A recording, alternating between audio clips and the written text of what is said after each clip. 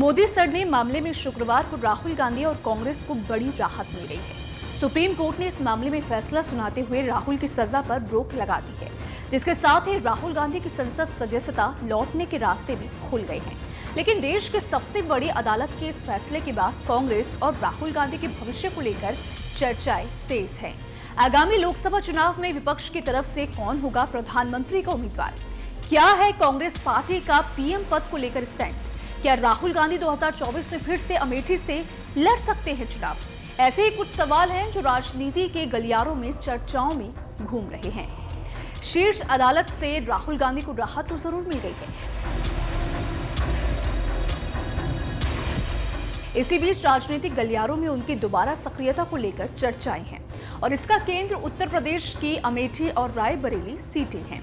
ये सीटें कांग्रेस का गढ़ कही जाती थी, लेकिन 2019 लोकसभा चुनाव में यहां भारतीय जनता पार्टी सेंध लगाने में कामयाब हो गई थी।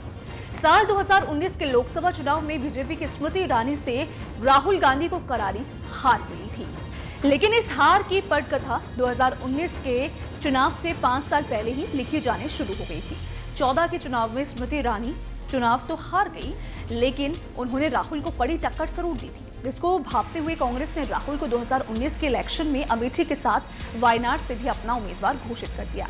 साल 2019 के नतीजों ने कांग्रेस के राहुल गांधी को 2 जगह से चुनाव लड़ने के इस फैसले को सही साबित किया। अब सामने 24 का समर है, जिसे लेकर भाजपा और कांग्रेस दोनों ने अपनी रणनीति पर काम करना शुरू कर दिया है। 2024 के चुनाव को लेकर खबर ये आ रही है कि दोनों पक्ष रायबरेली और अमेठी की रणनीति पर फिर से आकलन करने में जुट गए हैं। बीजेपी और कांग्रेस दोनों ही इन सीटों को लेकर अपनी अपनी दावेदारी साबित करना चाहेंगे। खबरें हैं कि संसद के मानसून सत्र के बाद कांग्रेस नेताओं का एक प्रतिनिधि मंडल राहुल से मुलाकात करने जा सकता है। कांग्रेस नेता दीपक सिंह ने बताया कि इस प्रतिनिधि मंडल में अमेठी के लोग भी शामिल होंगे, जो उनसे यहां से चुनाव लड़ने की अपील करेंगे, ताकि लोग 2019 की गलती को सुधार सके। आपको यहां बता दें कि 2019 आम चुनाव राहुल गांधी ने अमेठी के अलावा केरल के वायनाड सीट से भी लड़ा था। कांग्रेस का गढ़ कही जाने वाली अमेठी में राहुल को भाजपा के टिकट पर मैदान में उतरी स्मृति ईरानी के हाथों हार का सामना करना पड़ा था।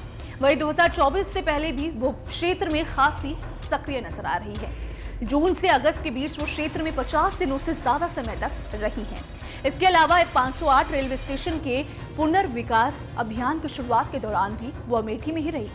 खास बात यह है कि रेलवे स्टेशन के पुनर्विकास अभियान में से 55 स्टेशन उत्तर प्रदेश से, जिनमें अमेठी और रायबरेली शामिल है।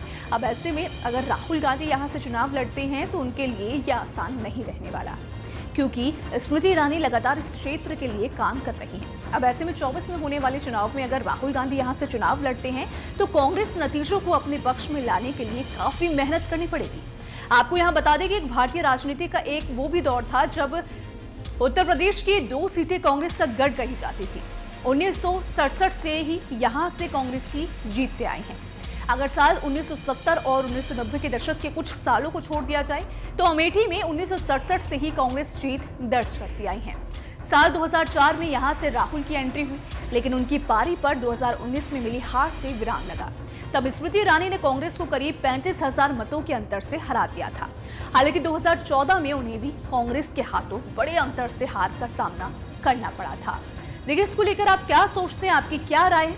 आप अपनी राय हमें कमेंट सेक्शन में जरूर बताइएगा। वीडियो पसंद आए तो वीडियो को लाइक शेयर करना ना भूलें।